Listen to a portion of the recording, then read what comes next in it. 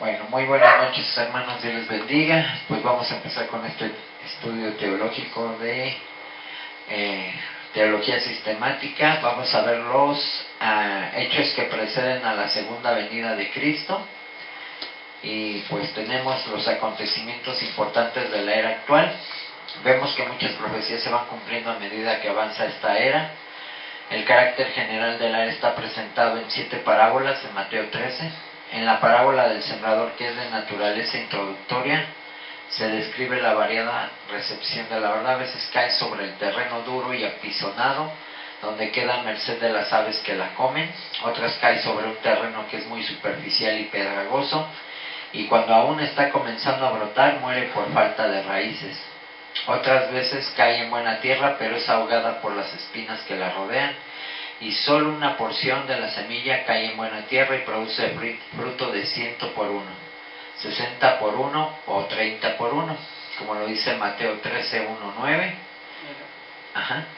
Amén. Aquel día salió Jesús de la casa y se sentó junto al mar, y se le juntó mucha gente, y entrando él en la barca se sentó, y toda la gente estaba en la playa, y les habló muchas cosas por parábolas, diciendo: He aquí el sembrador salió a sembrar, y mientras sembraba, parte de la semilla cayó junto al camino, y vinieron las aves y la comieron. Parte cayó en los pedregales, donde no había mucha tierra, y brotó pronto, porque no tenía profundidad de tierra. Pero salió el sol y se quemó, porque no tiene raíz, se secó. Y parte cayó entre espinos, y los espinos crecían y la ahogaron. Pero parte cayó en buena tierra y dio fruto, cual a 100, cual a 60, cual a 30 por 1. El que tiene oídos para oír, oiga. ¿Y el 18 qué? 23. Dice: Oíd pues vosotros la parábola del sembrador. Cuando alguno oye la palabra del reino y no la entiende, viene el malo y arrebata lo que fue sembrado en su corazón. Este es el que fue sembrado junto al camino. Y el que fue sembrado en pedregales, este es el que oye la palabra y al momento la recibe con gozo, pero no tiene raíz en sí, sino que es de corta duración, pues al venir la aflicción o la persecución por causa de la palabra, luego tropieza. El que fue sembrado sobre espinos, este es el que oye la palabra, pero el afán de este siglo y el engaño de las riquezas ahogan la palabra, y se hace infructuosa. Mas el que fue sembrado en buena tierra, este es el que oye y entiende la palabra, y da fruto, y produce a 100, a 70 y a 30 por 1. Amén. Vemos que la parábola de la cizaña sembrada junto al trigo indica el peligro de la falsa profesión que no será juzgada hasta el tiempo de la siega, como lo menciona el versículo 24 al 30 y del 36 al 43. Amén. Sí, hermano.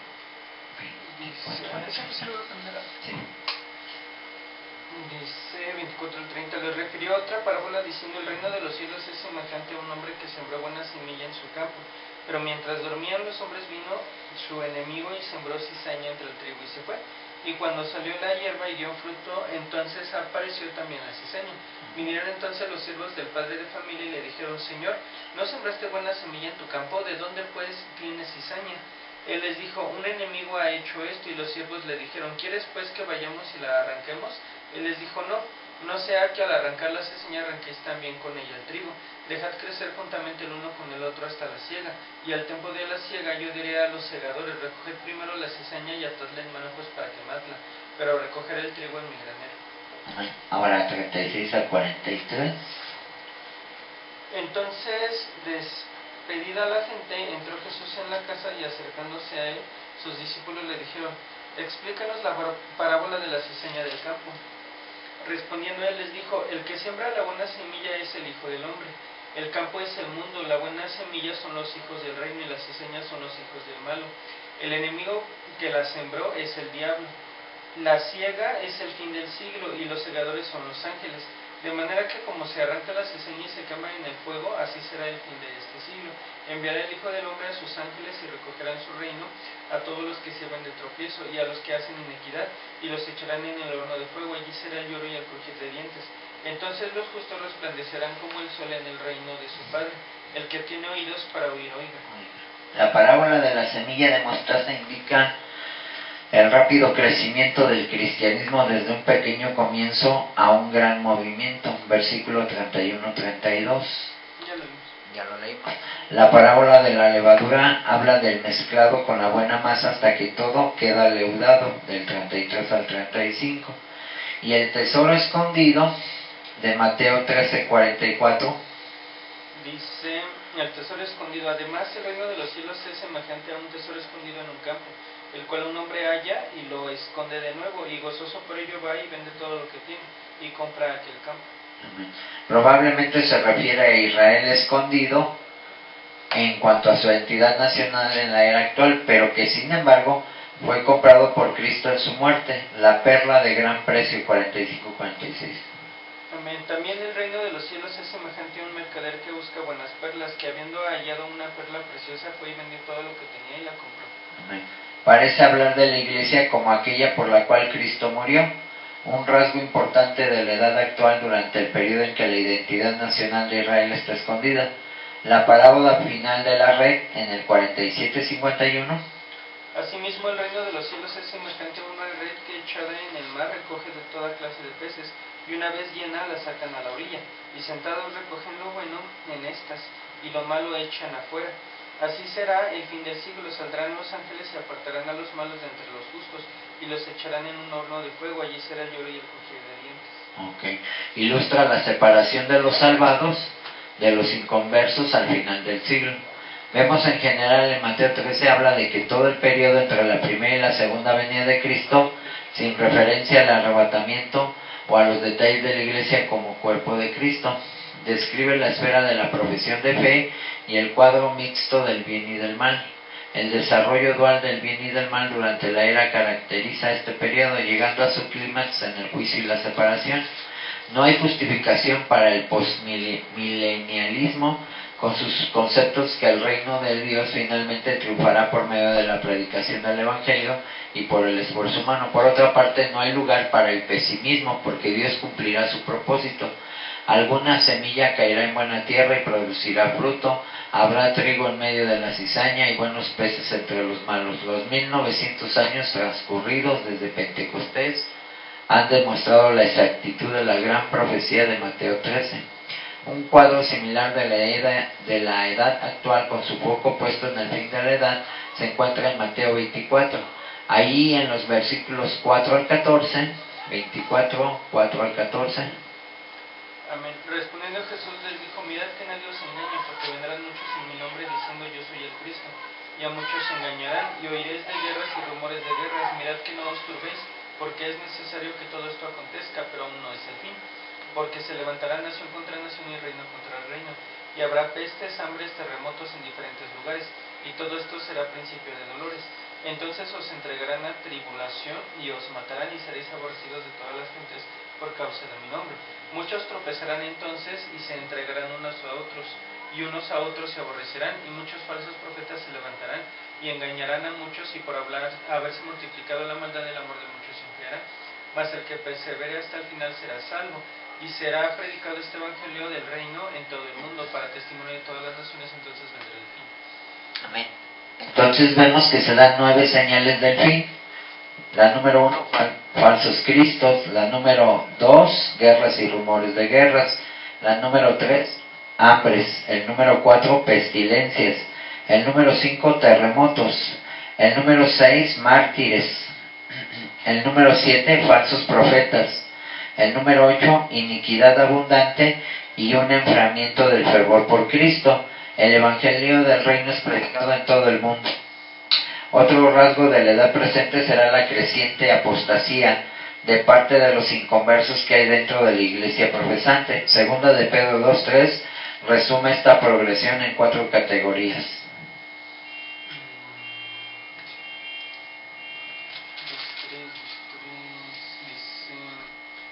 Y por avaricia harán mercadería de vosotros con palabras fingidas, sobre los tales ya de largo tiempo la condenación no se tarda y su perdición no se duele.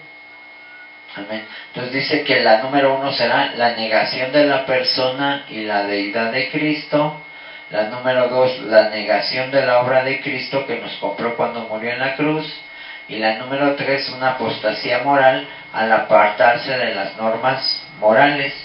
La número 4, apartamiento de la doctrina de la segunda venida de Cristo y de los juicios relacionados con ella, como lo dice en 3:1 al 13. Además, esta es la segunda carta que os escribo, y en ambas despierto con exhortación vuestro limpio entendimiento, para que tengáis memoria de las palabras que antes han sido dichas por los santos profetas, y del mandamiento del Señor y Salvador dado por vuestros apóstoles, sabiendo primero esto, que en los postreros días vendrán burladores, andando según sus propias concupiscencias, y diciendo: ¿dónde está la promesa de su advenimiento? Porque desde el día en que los padres durmieron, todas las cosas permanecen así como desde el principio de la creación. Estos ignoran voluntariamente que en el tiempo antiguo fueron hechos por la palabra de Dios los cielos y también la tierra, que proviene del agua, y por el agua subiste. Por lo cual el mundo de entonces pereció, anegado en agua, pero los cielos y tierra que existen ahora están reservados para la misma palabra, guardados para el fuego en el día del juicio y de la perdición de los hombres impíos. Mas, oh amados, no ignoréis esto, que para con el Señor un día es como 1000 años, y 1000 años como un día. El Señor no retarda su promesa, según algunos la tienen por tardanza, sino que es paciente para con nosotros, no queriendo que ninguno perezca, sino que todos procedan al arrepentimiento. Pero el día del Señor vendrá como ladrón en la noche, en el cual los cielos pasarán con grande estruendo, y los elementos ardiendo serán desechados, y la tierra y las obras que en ella hay serán quemadas. ¿Hasta cuál? 13. Puesto que todas estas cosas han de ser deshechas, como no debíais vosotros andar en santa y piadosa manera de vivir, y esperando y apresurándoos para la venida de Dios, en el cual los cielos encendiéndose serán deshechos, y los elementos siendo quemados se fundirán. Pero nosotros esperamos según su promesa cielos nuevos y tierra nueva, en las cuales mora la justicia. Amén. Otros pasajes contribuyen a la doctrina de la apostasía en el Nuevo Testamento. En 1 Timoteo 4:1 al 3. 1 Timoteo.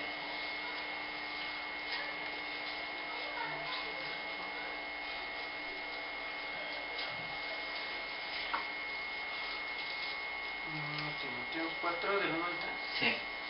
Amén. Dice: pero el Espíritu dice claramente que en los postreros tiempos algunos apostatarán de la fe, escuchando a espíritus engañadores y doctrinas de demonios, por la hipocresía de mentirosos, que teniendo cauterizada la conciencia prohibirán casarse y mandarán abstenerse de alimentos que Dios creó, para que con acción de gracias participases de ellos los creyentes y los que han conocido la verdad. Amén. 1 Timoteo 3:1 al 9.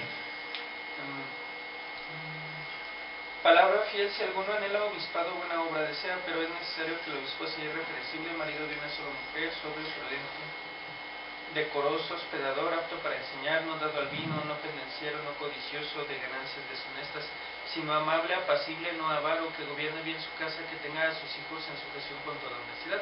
Pues el que no sabe gobernar su propia casa, ¿cómo cuidará de la iglesia de Dios? No a un neófito, no sea que envaneciéndose caiga en la condenación del diablo.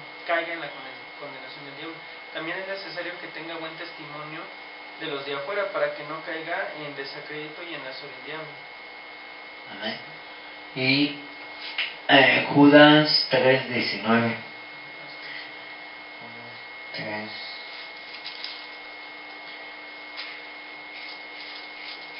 A ver, Judas.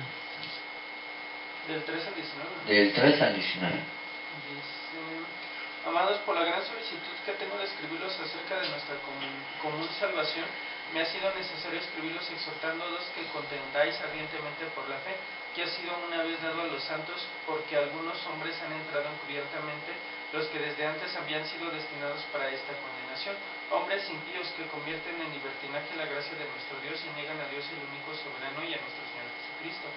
Mas quiero recordaros, ya que una vez lo habéis sabido, que el Señor, habiendo salvado al pueblo, sacándolo de Egipto, después destruyó a los que no creyeron, y a los ángeles que no guardaron su dignidad, sino que abandonaron su propia morada, los ha guardado bajo oscuridad en prisiones eternas para el juicio del gran día, como Sodoma y Gomorra y las ciudades vecinas, las cuales de la misma manera que aquellos, habiendo fornicado e ido en pos de vicios contra naturaleza, fueron puestas por ejemplo, sufriendo el castigo del fuego eterno.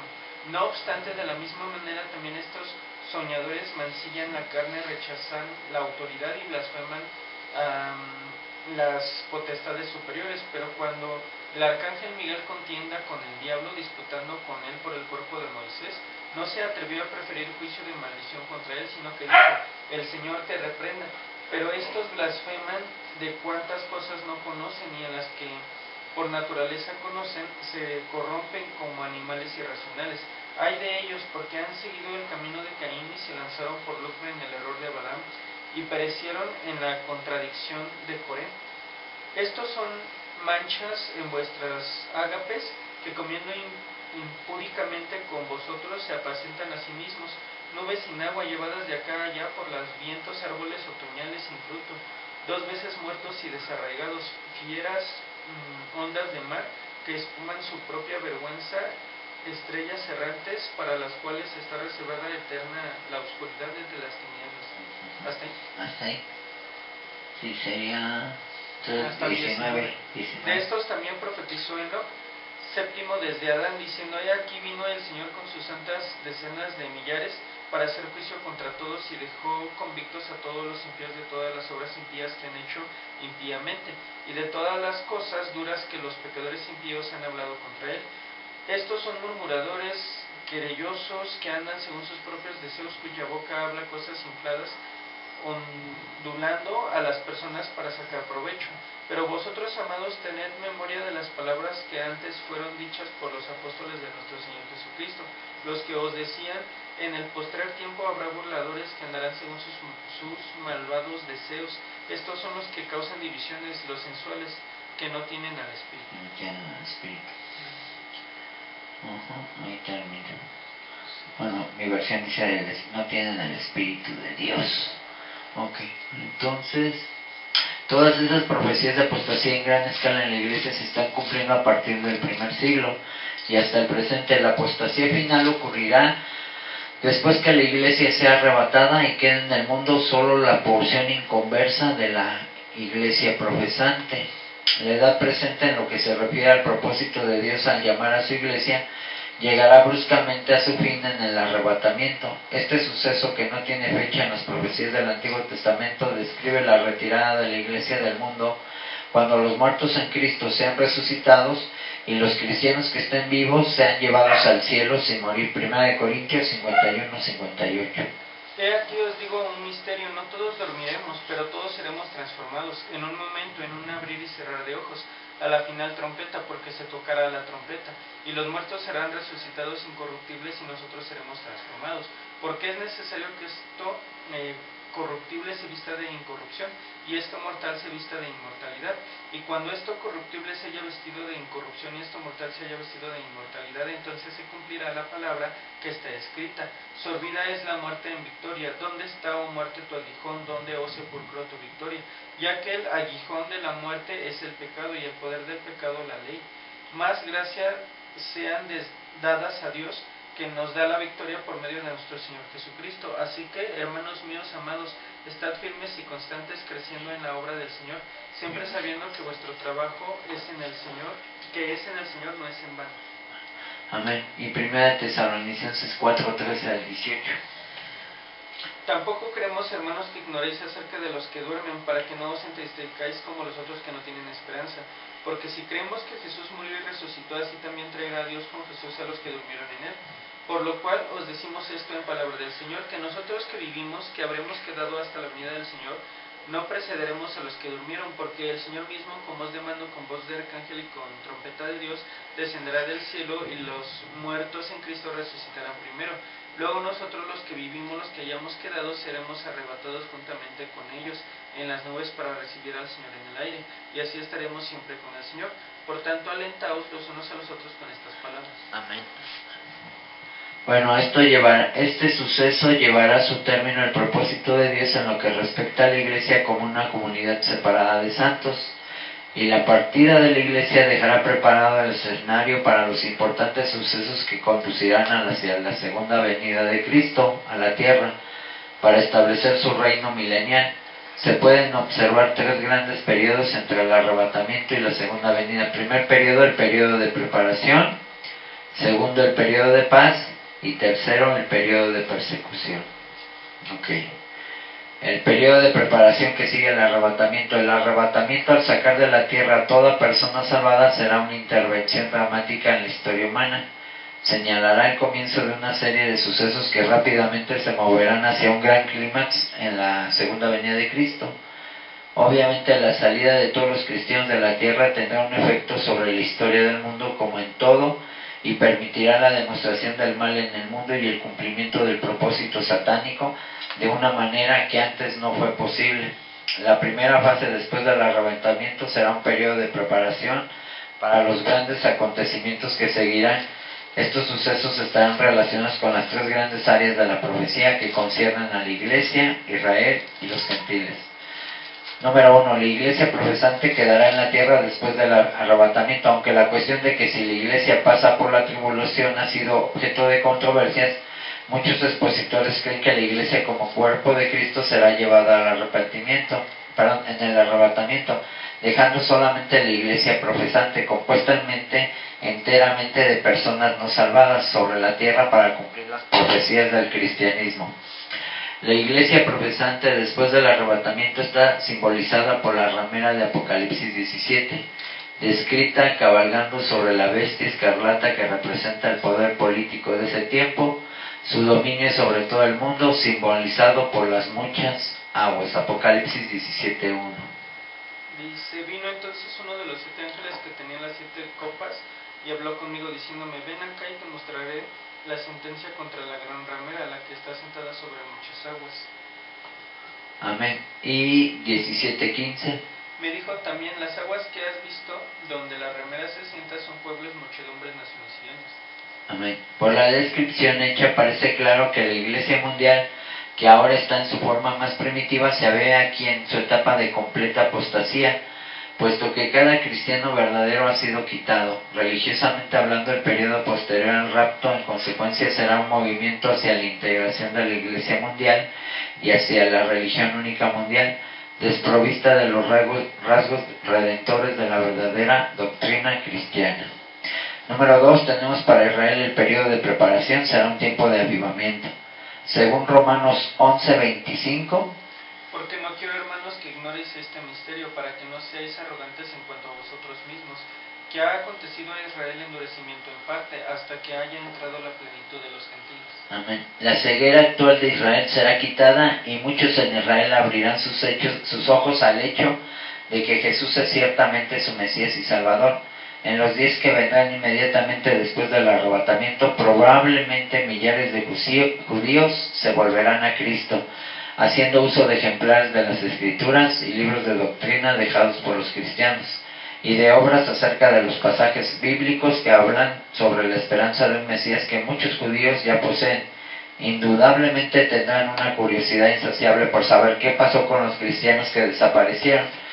Esta búsqueda será recompensada y muchos se convertirán como en el primer siglo de la Iglesia.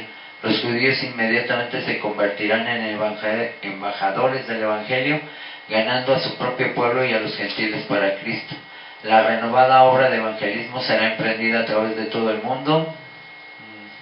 El hecho de que los judíos estén esparcidos por todo el mundo, sabiendo muchos de los idiomas del mundo, los señalan como misioneros naturales al pueblo en donde viven, así que indudablemente muchos serán llevados por ellos al conocimiento de Cristo. Sin embargo, como en el primer siglo, no todos los judíos se volverán a Cristo y la salvación será solamente para aquellos que creerán. Políticamente, en relación con los gentiles, el tiempo de preparación supone la resurrección del antiguo imperio romano.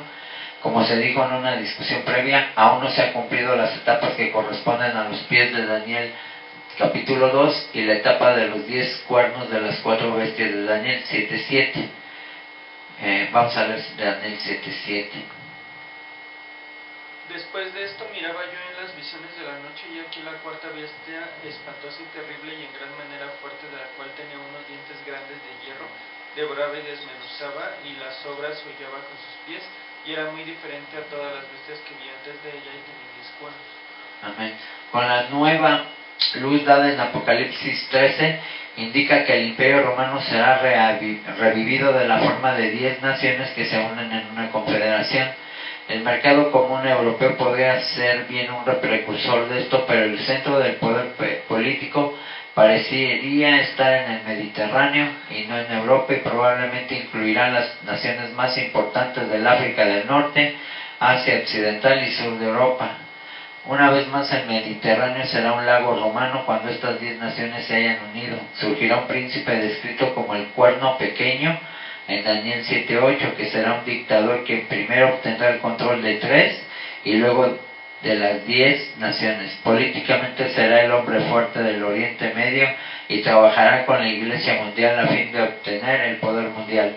Una vez que se vaya establecido firmemente, estará preparado el escenario para el segundo gran periodo, el periodo del pacto. Punto número 3, el periodo de paz. Según Daniel 9:27, cuando el dictador del Oriente Medio surja como el príncipe que ha de venir, 9:27 y 9:26.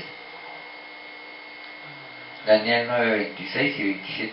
26 dice: después de las 72 semanas se quitará la vida al Mesías, mas no por sí, y el pueblo de un príncipe que ha de venir destruirá la ciudad y el santuario, y su fin será con inundación. Hasta el fin de la guerra durarán las devastaciones. Por otra semana confirmará el pacto con muchos. A la mitad de la semana cesará el sacrificio y la ofrenda. Después, con la muchedumbre de las abominaciones vendrá el desolador, hasta que venga la consumación y los que están determinados se derramen sobre el desolador. Amén. Bueno, vemos que cuando el dictador del Oriente Medio hará un pacto con Israel por un periodo de 7 años. Los detalles de este pacto no se dan en las Escrituras, pero todo se supone que se trata de un pacto de protección. Es claro que el dictador desea poner fin a la controversia entre Israel y las naciones circundantes. Usa la artimaña de establecer un protectorado para Israel y por este medio traer una cierta medida de paz y tranquilidad a la situación política en Medio Oriente. Aunque no hay indicación de que este será un periodo de completa paz, Israel estará seguro relativamente hablando y se le conceden privilegios en comercio y una libertad en cuanto a la atención que no ha caracterizado a la nación desde que fue formada en 1948. Indudablemente el cambio inspirará a muchos judíos a regresar a su antigua tierra e Israel prosperará financieramente. También durante este periodo la Iglesia seguirá aumentando su poderío, trabajando con el gobernador del área del Mediterráneo a fin de lograr el dominio religioso mundial. De igual modo seguirá la evangelización de Israel y muchos se volverán a Cristo. Por otro lado, muchos también volverán al judaísmo ortodoxo. En este periodo será reconstruido el templo en Jerusalén y los judíos ortodoxos renovarán el sistema mosaico de sacrificios, los que no se habían ofrecido desde que el templo fue destruido en el año 70 después de Cristo. Esto está sobreentendido en Daniel 9:27, donde se predice que cesará el sacrificio hecho por Daniel 12:11. Y después del tiempo que se ha quitado el continuo sacrificio hasta la abominación desoladora, habrá 1290 días. Que habla de la finalización de los sacrificios diarios.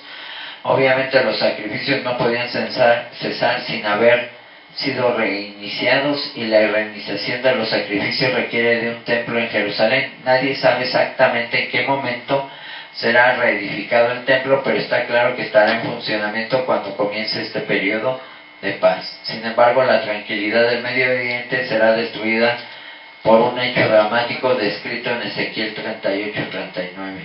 A ver.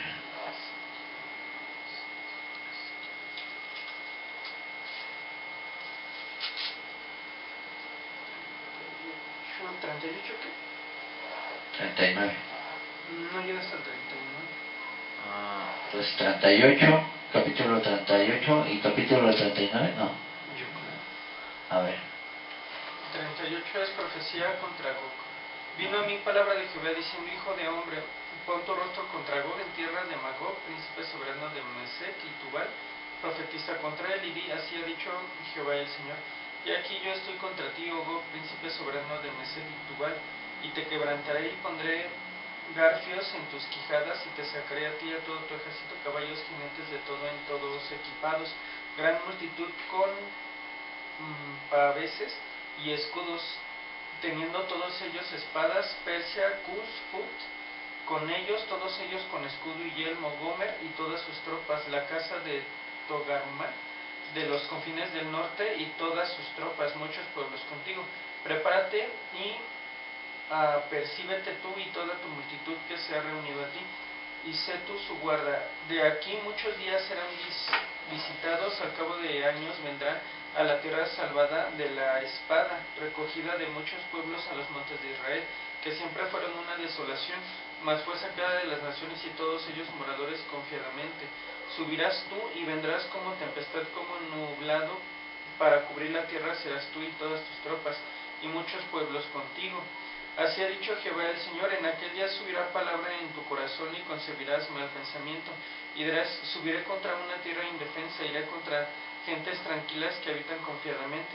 Todos ellos habitan sin muros y no tienen cerrojos ni puertas, para arrebatar despojos y para tomar botín, para poner tus manos sobre las tierras desiertas y apobladas y sobre el pueblo recogido de entre las naciones, que se hace de ganado y posesiones, que mora en parte central de la tierra. Sabá y Dedán y los mercaderes de Tarsis y todos sus príncipes te dirán: ¿has venido a arrebatar despojos? ¿Has reunido tu multitud para tomar botín, para quitar plata y oro, para tomar ganados y posesiones, para tomar grandes despojos? Por tanto profetiza, hijo de hombre, y di a Gog: así ha dicho Jehová el Señor: en aquel tiempo, cuando mi pueblo Israel habite con seguridad, ¿no lo sabrás tú? Vendrán de su lugar de las regiones del norte tú y muchos pueblos contigo, todos ellos a caballo, gran multitud y poderoso ejército, y subirás contra mi pueblo Israel como nublado para cubrir la tierra. Será al cabo de los días, y traeré sobre mi tierra para que las naciones me conozcan, cuando sea santificado en ti, oh Gog, delante de sus ojos. Así ha dicho Jehová el Señor: ¿no eres tú aquel a quien hablé yo en tiempos pasados por mis siervos los profetas de Israel, los cuales profetizaron en aquellos tiempos que yo te había de traer sobre ellos? En aquel tiempo, cuando venga Gog contra la tierra de Israel, dijo Jehová el Señor, mi gran ira y mi enojo, porque ha hablado en mi celo y en el fuego de mi ira.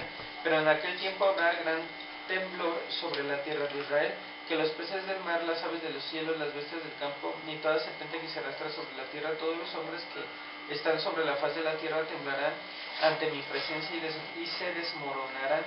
Los montes y los vallados caerán, y todo muro caerá a tierra, y en todos mis montes llamaré contra él la espada, dice Jehová el Señor, la espada del cual será contra su hermano, y yo litigaré contra él con pestilencia y con sangre, y haré llover sobre él, sobre sus tropas, y sobre los muchos pueblos que están con él, impetuosa lluvia y piedras de granizo, fuego y azufre, y será engrandecido y santificado, y seré conocido ante los ojos de muchas naciones, y sabrán que yo soy Jehová. Y ese es el 38. Sabemos que Gog es Rusia. Dice que un ataque a Israel por parte de Rusia y sus aliados. Los intérpretes de la escritura han discrepado en sus análisis de este suceso y su ubicación en la cronología. Según Ezequiel 38, ocurre en un tiempo en que Israel está en paz y reposo, periodo que corresponde a la situación que se da después de hecho el pacto con el príncipe romano. Aún más, el ataque es más que un asalto sobre Israel, porque desafía todo el pacto de relaciones entre el príncipe e Israel, y es en efecto un intento ruso de tomar el control político y comercial del Medio Oriente. Sin embargo, debido a que se trata de un ataque sorpresivo, no hay un registro de ejércitos que se levanten contra los invasores. En cambio, Dios interviene sobrenaturalmente para salvar a su pueblo y acaba con las fuerzas invasoras en una serie de catástrofes descritas en Ezequiel 38, 18 al 23. A ver. Ya lo vimos. Se Okay. leyó todo el 38. Ajá. Esta guerra destruye el periodo de la paz y prepara el camino para el nuevo periodo final. Y por último tenemos el periodo de persecución. La destrucción del ejército romano no solamente acaba con la paz del periodo precedente, sino que también introduce una situación mundialmente dramáticamente cambiada. En aquel tiempo hay un equilibrio en poderío entre el gobernador del Medio Oriente y las naciones con él alineadas. 2. Rusia y las naciones alineadas con ella. Destruido temporalmente el ejército ruso, el gobernador del Medio Oriente aprovecha la situación para proclamarse dictador mundial. En una noche se apodera del control político, económico y religioso del mundo. Se proclama a sí mismo gobernador sobre toda raza, lengua y nación. Apocalipsis 13:7. Y se les permitió hacer guerra contra los santos y vencerlos. También se les dio autoridad sobre toda tribu, pueblo, lengua y nación. Y Daniel predice que devorará sobre toda la tierra, la trillará y despedazará en Daniel 7:23. Y dijo así: la cuarta bestia será un cuarto reino de la tierra, el cual será diferente a todos los otros reinos, y toda la tierra devorará, trillará y despedazará. Amén. Igualmente se apodera del poder económico de todo el mundo y nadie puede comprar o vender sin su autorización. Apocalipsis 13:16-17. Y hacía que todos, pequeños y grandes, ricos y pobres, libres y esclavos, se le pusiera una marca en la mano derecha o en la frente, y que ninguno pudiese comprar ni vender sino el que tuviera la marca o el nombre de la bestia o el número de su nombre. Amén. Para Israel es un brusco retroceso, ya que el príncipe quebrantará el pacto y de la noche a la mañana se convertirá en su perseguidor. Esto introduce lo que Jeremías denomina como el tiempo de la angustia de Jacob. En otros lugares este periodo es descrito como la gran tribulación, Daniel 12:1.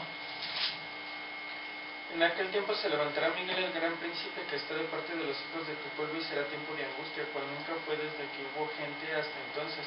Pero en aquel tiempo será libertado tu pueblo, todos los que se hayan escritos en el libro. Amén. Mateo 24:21.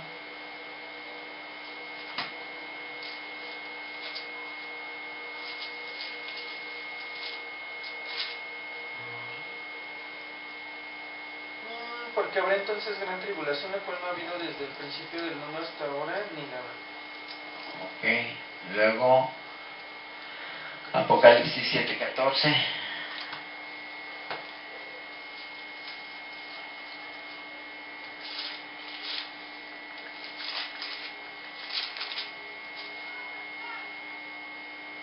Yo le dije: Señor, tú lo sabes. Y él me dijo: estos son los que han salido de la gran tribulación y han lavado sus ropas y las han emblanquecido en la sangre del Cordero. Amén. Las tribulaciones de Israel comienzan con la repentina cesación de sus sacrificios, Daniel 9:27. Ese ya lo leemos. Daniel 12:11.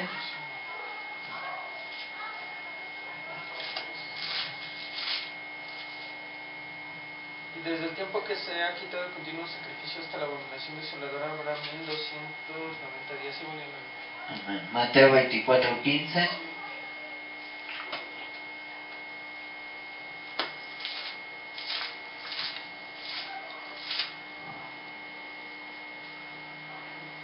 por tanto, cuando veáis en el lugar santo la abominación desoladora de que habló el profeta Daniel, el que lea entienda.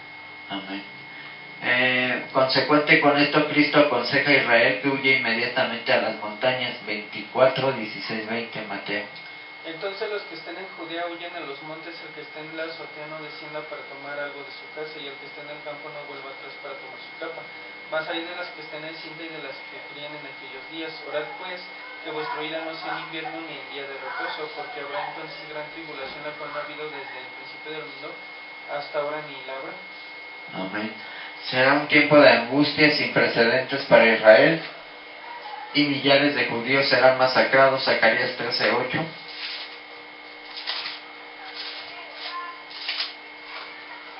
Zacarías 13:8.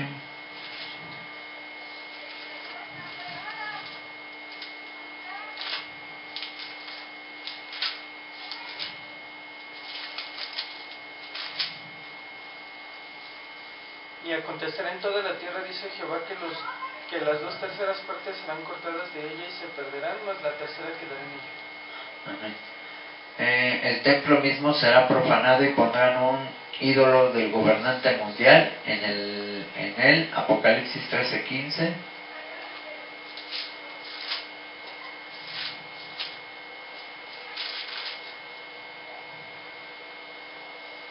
Y se le permitió infundir aliento a la imagen de la bestia para que la imagen hablase, haciéndose matar a todo el que no la adorase. Amén. Y a veces el mismo gobernador se sentará en el templo para ser adorado. Segunda de Tesalonicenses 2:4.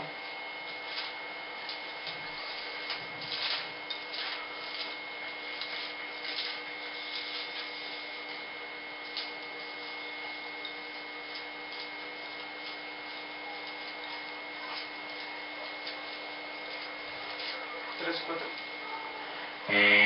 Segunda de 2:4. Al cual se opone y se levanta contra todo lo que se llama Dios y es objeto de culto, tanto que se sienta en el templo de Dios como Dios, haciéndose pasar por Dios. Esta es la abominación de desolación, descrita en conexión con la cesación de los sacrificios. El gobernador mundial también se presentará a sí mismo como un Dios y exigirá que todos le tributen adoración, so pena de muerte. Apocalipsis 13:8.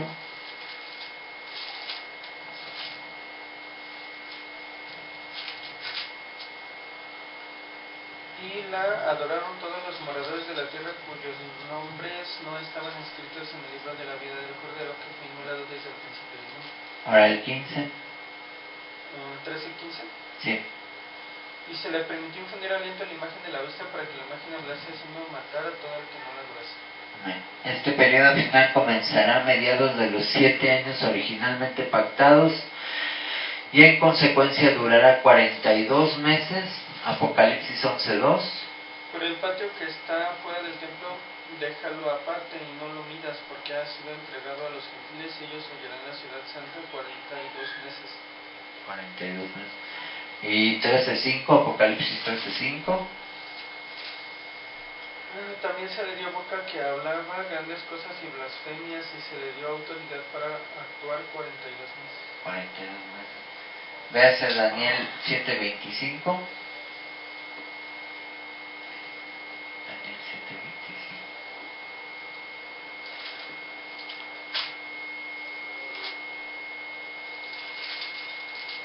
Daniel 9:25. Y hablará palabras contra el Altísimo y a los santos del Altísimo quebrantará y pensará en cambiar los tiempos y la ley y serán entregados en su mano hasta tiempo y medio tiempo. Amén. Daniel 9:27. Y por otra semana confirmará el pacto con muchos, a la mitad de la semana hará cesar el sacrificio y la ofrenda, después con la muchedumbre de las abominaciones vendrá el desolador hasta que venga la consumación, y a lo que está determinado se derrame sobre el desolador. Okay. Mi versión dice: durante una semana más ese rey malvado hará un pacto con gran número de gente, pero a la mitad de la semana prohibirá que se hagan ofrendas y en el altar de los sacrificios se ofenderá gravemente a Dios. Después de eso Dios destruirá al malvado que lo ofendió. Sí, pero sí se habla del mismo, pero sí está cambia. escrito bastantito diferente. Ok, Daniel 12:11. 12:11. Y desde el tiempo que se ha quitado el continuo sacrificio hasta la abominación desoladora habrá 1290 días. 1290 días. Ok, y Daniel 12, 11, 12. El 12. Ok, empezará en 1910. Ok. Debido a su actitud completamente blasfema y por las persecuciones lanzadas contra judíos y cristianos, el gobernador mundial que tiene su asiento en el Mediterráneo, presentado a menudo en el nombre del Anticristo y descrito en Daniel 9:26, como el príncipe que ha de venir, será objeto de un terrible juicio divino. Okay. Todo esto está descrito en Apocalipsis capítulo 6 al 19. En la ruptura de los 7 sellos que se presentan detalles de estos hechos. Apocalipsis 6:1 y 8:1.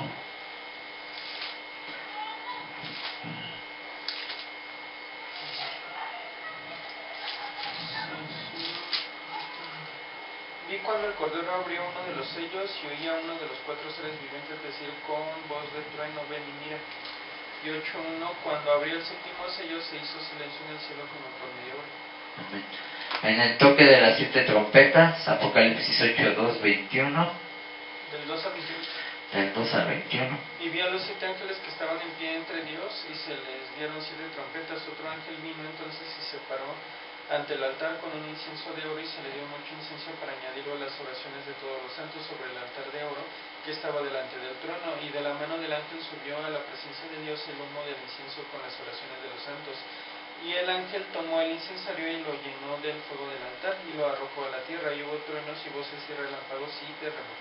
Y los 7 ángeles que tenían las 7 trompetas se dispusieron a tocarlas. El primer ángel tocó la trompeta y hubo granizo, fuego mezclado con sangre, que fueron lanzados sobre la tierra, y tercera parte de los árboles se quemó y se quemó toda la hierba verde. El segundo ángel tocó la trompeta y como una gran montaña ardiendo de fuego fue precipitada al mar, y la tercera parte del mar se convirtió en sangre, y murió la tercera parte de los seres vivientes que estaban en el mar, y la tercera parte de las naves fue destruida. El tercer ángel tocó la trompeta y cayó del cielo una gran estrella ardiendo como una antorcha, y cayó sobre la tercera parte de los ríos y sobre las fuentes de las aguas, y el nombre de la estrella era Ajenjo. Y la tercera parte de las aguas se convirtió en Ajenjo, y muchos hombres murieron a causa de las aguas porque se hicieron amargas. El cuarto ángel tocó la trompeta y fue herida la tercera parte del sol y la tercera parte de la luna y la tercera parte de las estrellas para que se oscureciese la tercera parte de ellos y no hubiese luz en la tercera parte del día y asimismo de la noche. Y miré yo y un ángel volar por un medio del cielo, diciendo a gran voz: ay de los que moran en la tierra, a causa de los otros toques de trompeta que están para sonar a los 3 ángeles. Hasta ahí llegaron. Hasta ahí. Y el derramamiento de las 7 copas de la ira de Dios, como lo dice Apocalipsis 16. Dice que en la tierra se producirán juicios sin precedentes, en Mateo 24, 21, 22.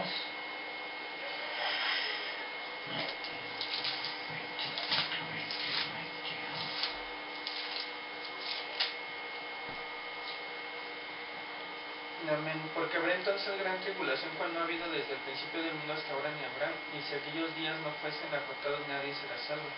Mas por cuanto a los escogidos aquellos días serán acortados, entonces si alguno os dijere: mirad, aquí está el Cristo, o mirad, allí está, no lo creáis, porque se levantarán falsos cristos y falsos profetas, y harán grandes señales y prodigios, de tal manera que engañarán, si fuese posible, aún a los escogidos. En mi versión dice diferente, pero sí, muy parecido. Okay. Dice entonces, Cristo los describió como un periodo tan terrible que si no fuera detenido por la segunda venida de Cristo habría resultado en el exterminio de toda la raza. La mayor parte de la población del mundo es destruida por las guerras, pestilencias, hambrunas, estrellas que caen del cielo, terremotos, posesión demoníaca y una grave interrupción del orden de las fuerzas naturales en el mundo. El desorden resultante de esos desastres crea oposición al gobernador mundial en el Medio Oriente, es incapaz de cumplir sus promesas de paz y abundancia, y como resultado se producen revoluciones de carácter mundial y grandes porciones del mundo se rebelan contra su autoridad. Esto acaba en una gran guerra descrita en Daniel 11, 40 al 45. Pero al cabo del tiempo el rey del sur contenderá con él, y el rey del norte se levantará contra él como una tempestad, con carros y gente de a caballo y muchas naves, y entrarán por las tierras e inundarán y pasarán. Entrará a la tierra gloriosa y muchas provincias caerán, mas estas escaparán de su mano. Edom y Moab y la mayoría de los hijos de Amón extenderá su mano contra las tierras y no se escaparán al país egipcio. Y se apoderarán de los tesoros de oro y plata y de todas las cosas preciosas de Egipto, y los de Libia y de Etiopía le seguirán, pero noticias del oriente y del norte lo atemorizarán, y saldrán con gran ira para destruir y matar a muchos, y plantarán las tiendas de su palacio entre los mares y el monte glorioso y santo, mas llegará a su fin y no tendrá quien le ayude. Amén. Y en Apocalipsis 9, 13 al 21.